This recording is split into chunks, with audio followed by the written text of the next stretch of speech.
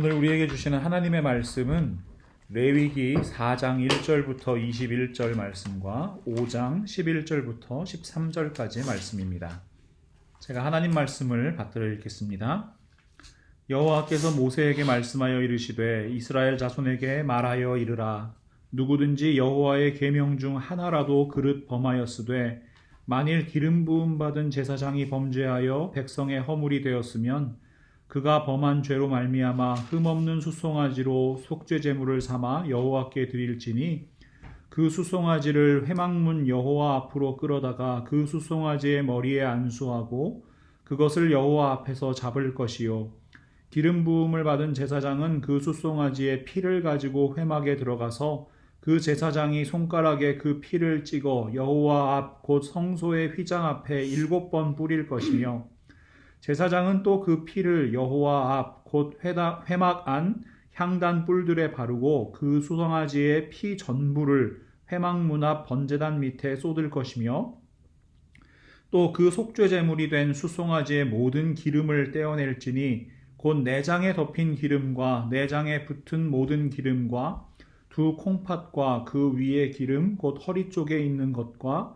간에 덮인 거풀을 콩팥과 함께 떼어내되 화목제 제물의 소에게서 떼어냄같이 할 것이요 제사장은 그것을 번제단 위에서 불사를 것이며 그 수송아지의 가죽과 그 모든 고기와 그것의 머리와 정강이와 내장과 똥 곧 그 송아지의 전체를 진영 바깥 재버리는 곳인 정결한 곳으로 가져다가 불로 나무 위에서 사르되 곧 재버리는 곳에서 불사를 지니라. 만일 이스라엘 온 회중이 여호와의 계명 중 하나라도 부지 중에 범하여 허물이 있으나 스스로 깨닫지 못하다가 그 범한 죄를 깨달으면 회중은 수송아지를 속죄제로 드릴지니 그것을 회막 앞으로 끌어다가 회중의 장로들이 여호와 앞에서 그 수송아지 머리에 안수하고 그것을 여호와 앞에서 잡을 것이요 기름 부음을 받은 제사장은 그 수송아지의 피를 가지고 회막에 들어가서 그 제사장이 손가락으로 그 피를 찍어 여호와 앞 휘장 앞에 7번 뿌릴 것이며 또 그 피로 회막 안 여호와 앞에 있는 제단 뿔들에 바르고 그 피 전부는 회막문 앞 번제단 밑에 쏟을 것이며 그것의 기름은 다 떼어 제단 위에서 불사르되 그 송아지를 속죄제의 수송아지에게 한 것 같이 할지며 제사장이 그것으로 회중을 위하여 속죄한즉 그들이 사함을 받으리라. 그는 그 수송아지를 진영 밖으로 가져다가 첫 번 수송아지를 사름같이 불사를 지니 이는 회중의 속죄제니라. 5장 11절 말씀입니다.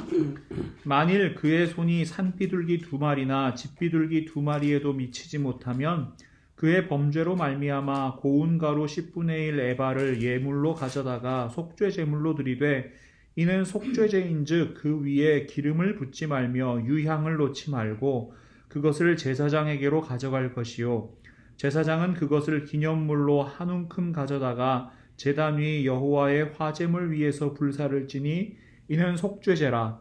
제사장이 그가 이 중에서 하나를 범하여 얻은 허물을 위하여 속죄한즉 그가 사함을 받으리라. 그 나머지는 소제물같이 제사장에게 돌릴지니라. 아멘. 잠시 기도하겠습니다. 하나님 참 감사합니다. 오늘도 하나님의 말씀으로 말씀하여 주시고 저희들 마음 가운데 정말 거룩한 하나님의 말씀이 영의 양식 되게 하여 주시옵소서. 말씀을 듣고 그것으로 그치는 것 아니라 그것이 저희의 믿음 되게 하시고 특별히 그 말씀이 저희의 삶이 될 수 있도록 그 말씀대로 살 수 있는 지혜와 힘과 능력과 용기를 허락하여 주시옵소서. 예수님의 이름으로 간절히 기도합니다. 아멘. 오늘은 하나님께서 우리에게 주시는 속죄제의 말씀을 통해서 우리를 향한 하나님의 마음을 알아보겠습니다. 먼저 레위기 4장 1절과 2절 말씀을 살펴보시면 언제 속죄제를 드려야 하는지 명령하시는 하나님의 모습을 발견할 수 있습니다. 여호와께서 모세에게 말씀하여 이르시되 이스라엘 자손에게 말하여 이르라. 누구든지 여호와의 계명 중 하나라도 그릇 범하였으되 사실 속죄제는 여러분 그 이름만 들어도 어떤 제사인지 쉽게 알 수가 있습니다. 죄를 지었을 때, 보다 엄밀하게 말하면 하나님의 계명을 어긴 죄를 지었을 때 그 죄를 용서받기 위해서 드려야 하는 제사가 바로 속죄제입니다. 지금 우리가 신앙생활을 하면서 드리는 회개기도 같은 거죠. 죄를 지은 뒤에 그것을 용서받기 위해 하나님 앞에서 드리는 기도 말입니다. 그런데요, 여러분, 우리는 신앙생활을 하면서 이 회개에 대해서 참 많이 오해를 하면서 살아갑니다. 회개를 죄사함 받는 수단이라고 생각하기 쉬운 겁니다. 그래서 우리는 속죄제를 통해서 하나님께서 원하시는 회개가 무엇인지 정확하게 알아야만 합니다. 기억하십시오, 여러분. 속죄제를 통해서 말씀하시는 하나님의 마음은 속죄제, 회개가 단순히 죄를 용서받기 위한 도구가 아니라 하나님 아버지의 한량없는 은혜와 사랑임을 기억하라는 것입니다. 그 마음을 우리가 살펴보기 위해서 이 본문에 등장하는 부지중에라는 단어에 주목해야 합니다. 제가 오늘 본문 13절과 14절을 다시 읽어드립니다. 만일 이스라엘 온 회중이 여호와의 계명 중 하나라도 부지중에 범하여 허물이 있으나 스스로 깨닫지 못하다가 그 범한 죄를 깨달으면 회중은 수송아지를 속죄제로 드릴지니 그것을 회막 앞으로 끌어다가. 자, 부지중에 이게 무슨 말입니까? 하나님의 계명을 의도치 않게 실수로 또는 전혀 모르고 고의성이 전혀 없이 어겼습니다. 그러다가 하나님의 계명을 어긴 죄를 깨닫게 되었습니다. 바로 그때 그 죄를 용서받기 위해 드려야 하는 제사가 속죄제입니다. 이런 종류의 죄를 이 히브리어로는 쉐가가라고 하는데요. 알지 못하는 중에 저지른 잘못, 고의로 하지 않은 잘못, 무심코 실수로 저지른 잘못을 뜻하는 단어입니다.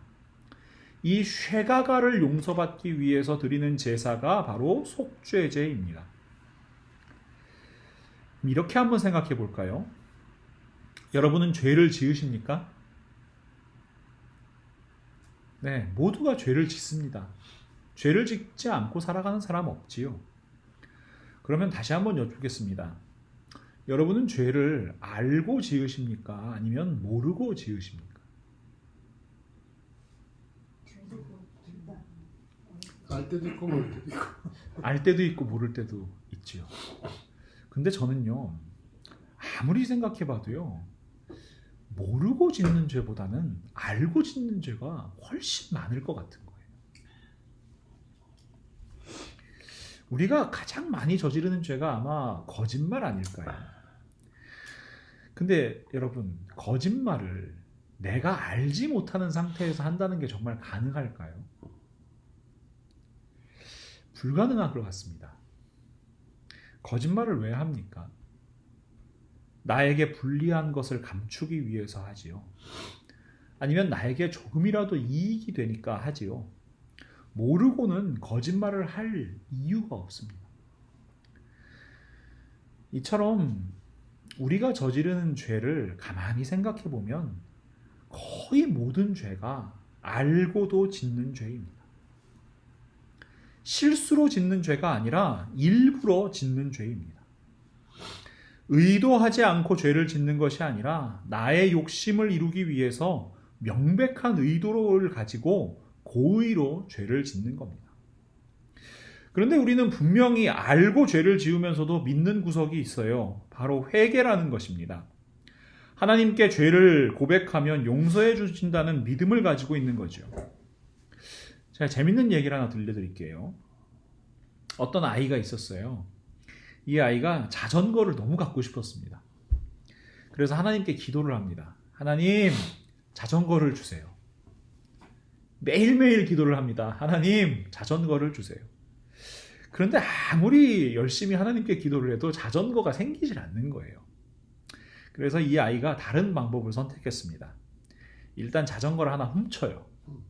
회개하는구나. 그래. 그 다음에 하나님께 기도합니다. 하나님, 제가 자전거를 훔쳤습니다. 저의 죄를 용서해 주세요. 조금 극단적인 이야기지요. 그렇지만 대부분의 기독교인, 우리 믿음을 가지고 있다는 사람들이 하고 있는 회개, 죄사함의 개념이라는 게 이 아이의 기도와 크게 다르질 않습니다. 분명히 죄인 줄 알아요. 그럼에도 불구하고 그것을 짓습니다. 자신의 욕심이나 욕망을 이루기 위해서 죄를 짓습니다. 그런데 참 편리한 방법이 있어요. 회개하면 용서해 주신다고 하셨으니까 회개하면 되는 거죠. 이것이 얼마나 편리한 신앙입니까? 아무리 죄를 지어도요, 회개 기도 버튼을 탁 누르면은 용서가 뚝 떨어지는 마치 속죄 자판기 같은 겁니다. 그런데 여러분, 죄에 대한 하나님의 기준은 우리가 생각하는 것과 완전히 다르다는 것을 기억하십시오. 하나님께서 말씀하시는 죄의 기준은 대단히 엄중합니다. 민수기 15장 27절부터 31절 말씀을 제가 읽어드립니다. 만일 한 사람이 부지 중에 범죄하면 1년 된 암염소로 속죄제를 드릴 것이요, 제사장은 그 부지 중에 범죄한 사람이 부지 중에 여호와 앞에 범한 죄를 위하여 속죄하여 그 죄를 속할지니 그리하면 사함을 얻으리라. 이스라엘 자손 중 본토 소생이든지 그들 중에 거류하는 타국인이든지 누구든 부지 중에 범죄한 자에 대한 법이 동일하거니와 본토인이든지 타국인이든지 고의로 무엇을 범하면 누구나 여호와를 비방하는 자니 그의 백성 중에서 끊어질 것이라. 그런 사람은 여호와의 말씀을 멸시하고 그의 명령을 파괴하였은즉 그의 죄악이 자기에게로 돌아가서 온전히 끊어지리라. 여러분, 이 말씀은 참 익숙하지 않은 말씀이시죠? 하나님께서 뭐라고 말씀하시냐면요, 누구든지 고의로 죄를 지으면 하나님의 백성 될 수 없다고 말씀하십니다. 알면서도 죄를 지으면 하나님을 비방하는 사람이라고 말씀하시고요, 하나님의 말씀 멸시하고 하나님의 명령을 파괴하였기 때문에 하나님의 백성 중에서 끊어질 것이라고 말씀하시는 겁니다. 무서운 말씀이지요. 그래서 우리는 속죄제, 지금식으로 표현하면 회개의 기도를 알면서 죄를 짓고 그 죄사함 받기 위해서 하는 편리한 도구로 생각해서는 안 된다는 겁니다. 여러분, 하나님 말씀 앞에 서면 우리는 죄인입니다.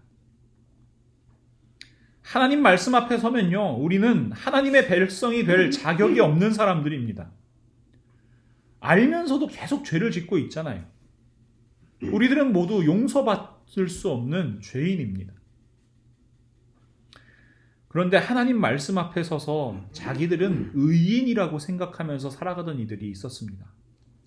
바로 예수님 시대의 바리새인들입니다. 예수님께서 비유로 말씀하시는 바리새인의 기도에는 그들의 생각이 잘 드러나 있습니다. 누가복음 18장 11절과 12절 말씀입니다. 바리새인은 서서 따로 기도하여 이르되 하나님이여, 나는 다른 사람들 곧 토색, 불의, 간음을 하는 자들과 같지 아니하고 이 세리와도 같지 아니함을 감사하나이다. 나는 일해에 2번씩 금식하고 또 소득의 11조를 드리나이다 하고. 여러분, 예수님께서 말씀하시는 이 바리새인이 정말로 의인입니까? 자기가 율법을 어기지 않았다고 생각하고 또 종교적인 행위들을 잘 하고 있으니까 의인입니까? 속죄제를 명령하시는 하나님의 말씀입니다. 레위기 4장 2절 말씀, 이스라엘 자손에게 말하이르다 누구든지 여호와의 계명 중 하나라도 그릇 범하였으되. 여러분, 하나님의 계명 중 하나라도 어기면 죄인이라고 말씀하십니다. 일반적으로 바리새인들이 지키는 율법이 613가지라고 이야기하는데요. 여러분, 그들 중에서 이 중 하나라도 고의로든 실수로든 어기는 일이 없었을까요? 정말 그들은 깨끗할까요? 하나님 앞에서 완전할까요? 한 걸음 더 나아가서 예수님께서는요, 산상수훈을 통해 율법에 담긴 하나님 아버지의 마음을 온전히 선포하십니다. 마태복음 5장 21절과 22절 말씀입니다. 옛사람에게 말한 바 살인하지 말라. 누구든지 살인하면 심판을 받게 되리라 하였다는 것을 너희가 들었으나 나는 너희에게 이르노니 형제에게 노하는 자마다 심판을 받게 되고 형제를 대하여 라가라 하는 자는 공회에 잡혀가게 되고 미련한 놈이라 하는 자는 지옥불에 들어가게 되리라. 27절과 28절 말씀입니다. 또 간음하지 말라 하였다는 것을 너희가 들었으나 나는 너희에게 이르노니 음욕을 품고 여자를 보는 자마다 마음에 이미 간음하였느니라. 여러분, 아주 극단적으로 들리는 말씀이지요. 지금까지는 살인만 하지 않으면 살인하지 말라 하는 율법대로 살아가는 줄로 알았습니다. 그런데 예수님께서는요, 형제에게 화를 내고 욕하는 것이 살인이라고 말씀하시는 겁니다. 지금까지는 바람을 피우거나 부적절한 성관계만 하지 않으면 간음하지 말라 하는 율법을 지키는 것인 줄로만 알았습니다. 그러나 예수님께서는 음욕을 품고 여자를 바라보는 것이 간음이라고 말씀하십니다. 이 예수님의 말씀 앞에 서면요, 누구나 죄인입니다. 죄인 아닌 사람이 없는 겁니다.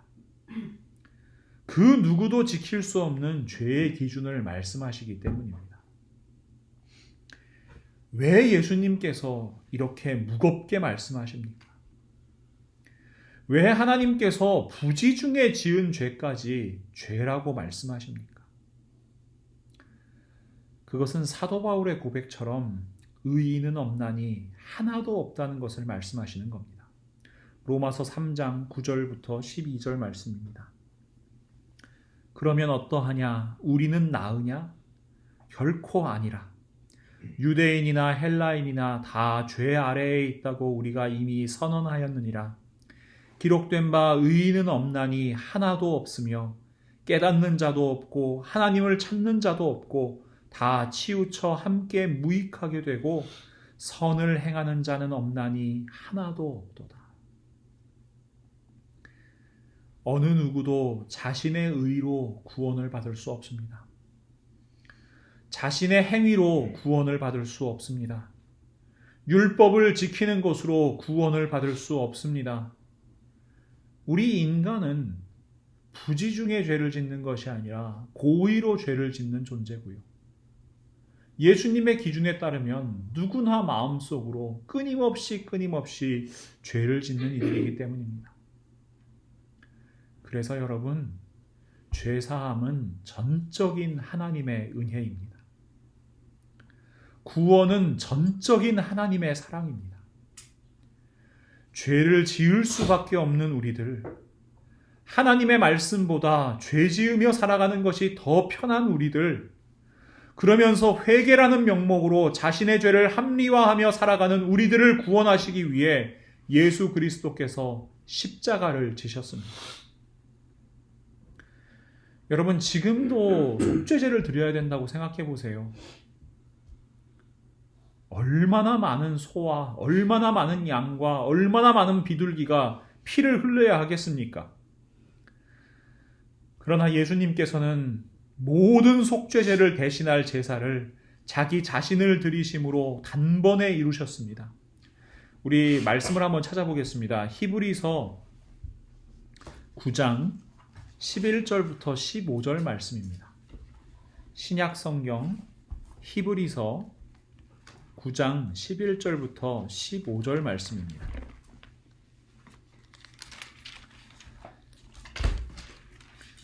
제가 가진 성경으로는 신약 성경 361페이지에 있습니다.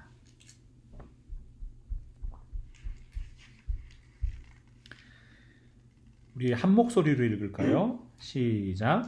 그리스도께서는 장래 좋은 일의 대제사장으로 오사 손으로 짓지 아니한 것 곧 이 창조에 속하지 아니한 더 크고 온전한 장막으로 말미암아 염소와 송아지의 피로 하지 아니하고 오직 자기의 피로 영원한 속죄를 이루사 단번에 성소에 들어가셨느니라.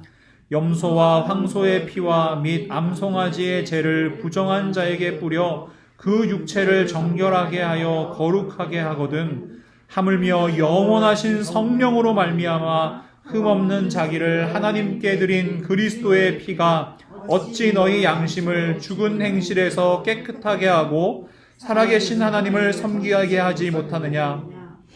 이로 말미암아 그는 새 언약의 중보자시니 이는 첫 언약 때에 범한 죄에서 속량하려고 죽으사 부르심을 입은 자로 하여금 영원한 기업의 약속을 얻게 하려 하심이라. 아멘. 예수 그리스도께서 십자가에 흘리신 보혈의 능력으로 말미암아 우리는 죄사함을 얻었습니다. 예수 그리스도를 믿는 믿음으로 말미암아 죄인이었던 우리가 정결함을 얻었습니다. 레위기 말씀을 시작하며 레위기는 부르심의 책이라고 말씀드렸습니다. 와이크라, 그가 부르셨다. 하나님께서 우리를 부르시는 겁니다. 죄인인 우리를 부르셔서 속죄의 은혜, 한없는 구원의 사랑을 누리게 하시는 겁니다. 죄인인 우리를 거룩한 하나님의 백성, 하나님의 자녀, 하나님을 예배하는 제사장으로 부르시는 것입니다. 하나님께서는 예수 그리스도를 믿는 모두가 하나님의 자녀 될 수 있는 길을 활짝 열어주셨습니다. 속죄제에 담긴 하나님의 마음이 바로 이것입니다. 모두 나오라는 겁니다. 누구나 나오라는 겁니다. 여러분, 속죄제의 제물을 살펴보면 이렇습니다. 제사장은 숫송아지를 드리고요. 이스라엘 온 회중의 죄를 속하기 위해서도 숫송아지를 드립니다. 족장은 수염소를 드립니다. 저 같은 평민은 암염소나 어린 양을 드립니다. 그런데 레위기 5장 7절 말씀을 한번 보겠습니다. 만일 그의 힘이 어린 양을 바치는 데에 미치지 못하면 그가 지은 죄를 속죄하기 위하여 산비둘기 2마리나 집비둘기 새끼 2마리를 여호와께로 가져가되 하나는 속죄 제물을 삼고 하나는 번제물을 삼아.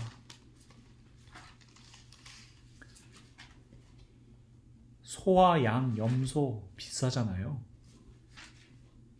그것을 바칠 형편이 못 되면 비둘기를 가지고 나오라는 겁니다. 11절 말씀입니다. 만일 그의 손이 산비둘기 2마리나 집비둘기 2마리에도 미치지 못하면 그의 범죄로 말미암아 고운 가루 10분의 1 에바를 예물로 가져다가 속죄 제물로 드리되 이는 속죄제인즉 그 위에 기름을 붓지 말며 유향을 놓지 말고. 어려운 사람도 힘든 사람도 모두 하나님 앞으로 나오라고 말씀하십니다. 하나님을 찾으라고 말씀하십니다. 이런 겁니다. 하나님의 마음입니다. 너희 중에 어린 양 한 마리도 부담스러운 사람이 있느냐? 정성을 다해서 비둘기라도 가지고 내게 나아오너라. 그것마저도 부담스러운 사람이 있느냐? 정성을 다해서 고운 가루를 가지고 내게 나아오너라. 유향이나 기름은 값비싼 것이니 부담스럽지? 그런 것도 준비할 필요가 없다. 그저 내 앞에 나와서 죄를 자복하고 생명을 얻어라. 여러분, 이것이 속죄제를 말씀하시는 하나님 아버지의 마음입니다. 하나님의 은혜요, 하나님의 크신 사랑입니다. 여러분, 혹시 2010이라는 영화 보셨습니까? 2010? 예, 2012라는 영화예요. 그 무슨 거죠? 그 고대 마야 문명의 달력에 따르면 2012년이 지구의 종말이라고 합니다. 이 영화에서는 이 종말에 대비하기 위해서 이 티벳 고원, 이 아주 높은 지역에다가 현대판 노아의 방주를 만들어요. 그리고 세계 각국의 권력자들과 부자에게 그 탑승권을 비밀리에 판매합니다. 몰래.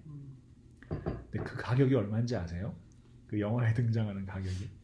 여러분, 얼마면은 사실 수 있겠습니까? 종말로부터 여러분의 생명을 구하는 그 탑승권 얼마면 사실 수 있겠습니까? 그게 가격이 정해져 있었나?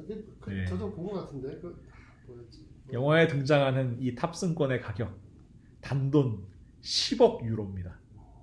10억 유로? 10억 유로면 100억이지. 단돈? 네. 최근 환율로는 10억 8,500만 달러입니다. 제가 처음 영화를 보고 찾았을 때보다 지금 환율로 사면은 1억 달러 1억 정도의 달러. 할인된 가격에 살 수 있습니다. 아, 그럼 100억이야? 1,000원이고.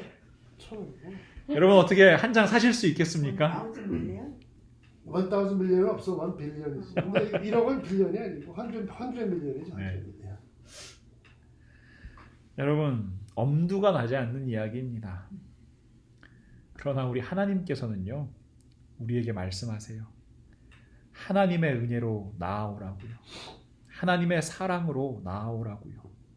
제가 이사야서 55장 1절부터 3절 말씀, 6절과 7절 말씀을 읽어드리겠습니다.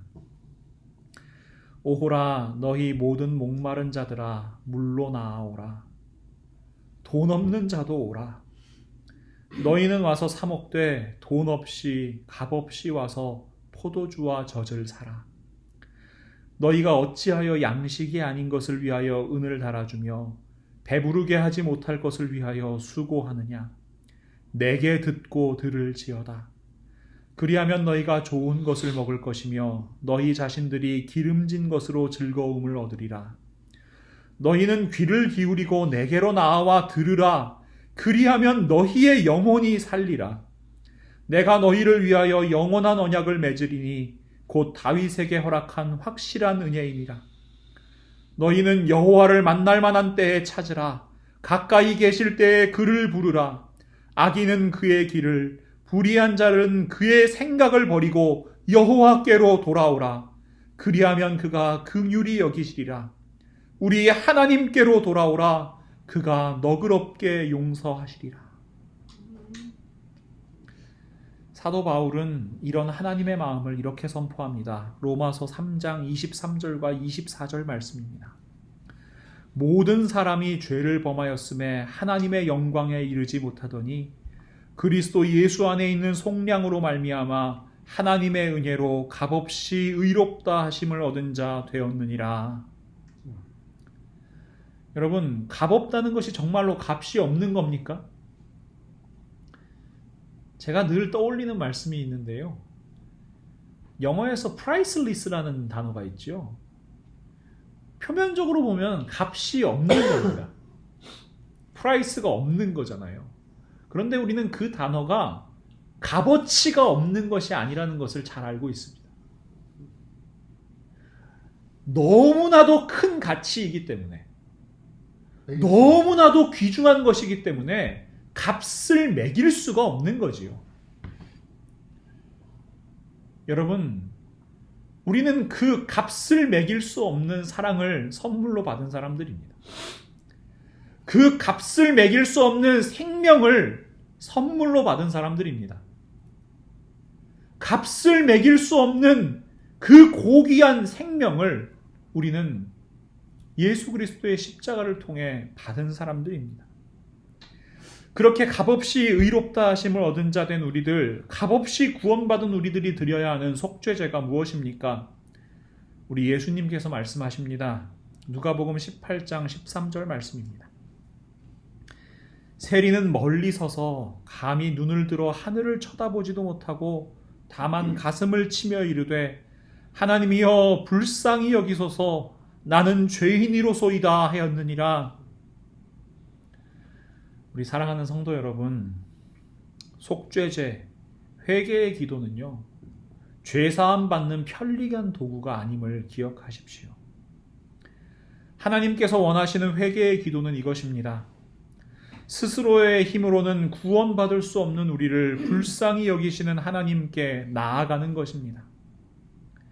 나는 의인이 아니라 구원받은 죄인임을 기억하는 삶입니다. 은혜와 사랑으로 열어주신 생명의 길, 예수 그리스도의 십자가로 이루신 구원의 잔치에 참여하는 삶입니다. 이 땅 가운데에서 거룩한 하나님의 백성으로 살며 하나님의 나라를 이루어가기 위해 몸부림치는 삶입니다. 무엇보다도 이 생명의 복음을, 이 하나님의 마음을 많은 사람들에게 증거하는 삶입니다. 우리 하나님의 마음, 비둘기라도 그것을 바치지 못할 사람은 고운 가루 한 움큼이라도 가지고 나오라고 하셨잖아요. 그 하나님께서요, 지금 이 시간에도 기다리고 계십니다. 모든 사람들이 그 하나님의 그 구원의 길로 예수 그리스도의 십자가 앞으로 우리 하나님의 따뜻한 품으로 나오기를 기다리고 계십니다. 베드로후서 3장 9절 말씀으로 여러분을 권면합니다. 주의 약속은 어떤 이들이 더디다고 생각하는 것 같이 더딘 것이 아니라 오직 주께서는 너희를 대하여 오래 참으사 아무도 멸망하지 아니하고 다 회개하기에 이르기를 원하시느니라. 사도 베드로가 이 말씀을 기록할 당시에 많은 사람들 고통 가운데 있었고 박해 가운데 있었고 어려움 가운데 있었습니다. 그래서 빨리 예수님 다시 오셨으면 좋겠다고 생각했습니다. 왜 예수님이 이렇게 안 오시냐고 생각했습니다. 때로는 원망도 했을 겁니다. 불평불만도 했을 겁니다. 그런 이들에게 사도 베드로는 하나님의 마음을 선포합니다. 하나님께서는 지금 이 시간에도 모든 사람들이 회개하고 하나님 앞으로 나오기를 기다리고 계신다고요. 하루를 천년같이, 천년을 하루같이 그렇게 기다리고 계신다고요. 사랑하는 성도 여러분, 우리가 전해야 하는 이유입니다. 우리가 우리의 삶을 통해 증거해야 하는 이유입니다. 단지 죄짓고 편하게 속죄받는 그러한 편리한 신앙이 아니라 우리 모두가 죄인인데 우리는 도저히 용서받을 수 없는 사람들인데 그럼에도 불구하고 우리를 사랑하시는 그 하나님 아버지의 마음과 그 사랑을 우리의 삶 가운데 전해야 하는 이유입니다. 사랑하는 성도 여러분, 이제 세상 가운데로 나아가십시오. 그리고 그 하나님의 사랑을 전하십시오. 지금 이 시간에도 간절히 기다리고 계시는 우리 하나님 아버지의 마음을 전하십시오. 그것이 우리에게 말씀하시는 하나님의 속죄제입니다. 이 시간 우리 잠시 기도하겠습니다. 하나님, 저희는 죄인입니다. 그러나 하나님, 저희는 구원받은 죄인입니다. 하나님의 사랑에 감사하게 하시고 그 사랑을 전해야 하는 구원받은 죄인입니다. 그 사랑 온전히 전하는 삶을 살아가게 하여 주시옵소서. 우리 그 마음 가지고 시간 한번 다짐하며 결단하며 기도하지요. 하나님, 저희들은 죄인입니다. 늘 알고도 죄짓습니다. 늘 고의로 죄짓습니다. 나의 욕심과 나의 욕망 때문에 죄짓습니다. 하나님, 그러나 저희들 이 시간 고백합니다. 저희들은 구원받은 죄인입니다. 하나님, 하나님의 사랑 가운데 그 한량없는 은혜 가운데 저희들을 품어주시고 저희들 이 땅 가운데 거룩한 하나님의 백성으로 살아가게 하여 주시옵소서. 단지 저희들 한 사람 한 사람의 구원을 위하여가 아니라 정말 하나님께서 원하시는 그 복음을 증거하기 위하여 그렇게 살아가게 하여 주시옵소서. 하나님 감사합니다. 오늘도 하나님의 말씀으로 말씀하여 주셨습니다. 하나님, 저희들 고백합니다. 저희들은 죄인입니다. 하지만 하나님, 저희들은 소망 가운데 기도합니다. 저희들은 구원받은 죄인입니다. 하나님의 크신 사랑으로 예수님의 십자가로 저희들 구원을 받은 사람들입니다. 저희들 그 사랑에, 그 은혜에 감사하며 감격하며 살아가게 하시고 정말 이 땅 가운데에서 하나님의 거룩한 백성으로 하나님의 자녀답게 살아가는 저희들 다 되게 하여 주시옵소서. 정말 그렇게 살기 위하여 몸부림치게 하시고 그렇게 살기 위하여 더 고민하게 하시고 그렇게 살기 위하여 더 애쓰게 하여 주시옵소서. 그것이 단지 저희 한 사람 그 생명을 위한 것이 아니라 지금 이 시간에도 모든 사람이 구원받기를 원하시는, 모든 사람이 하나님 앞으로 나오기를 원하시는 우리 하나님 아버지의 마음을 시원케 해드리기 위한 몸부림 되게 하여 주시옵소서. 저희의 삶을 통하여 하나님의 복음이 흘러가게 하시고 저희의 삶을 통하여 예수 그리스도의 복음의 그 소식이 흘러가게 하여 주시옵소서. 저희들 한 사람 한 사람 그 하나님께서 원하시는 속죄제 드리는 삶을 통하여 하나님의 구원 사역이 이 땅 가운데 온전히 이루어지기를 간절히 소망합니다. 하나님, 저희들 한 사람 한 사람을 구원의 통로, 생명의 통로 삼아 주시옵소서. 예수님의 이름으로 간절히 기도합니다. 아멘.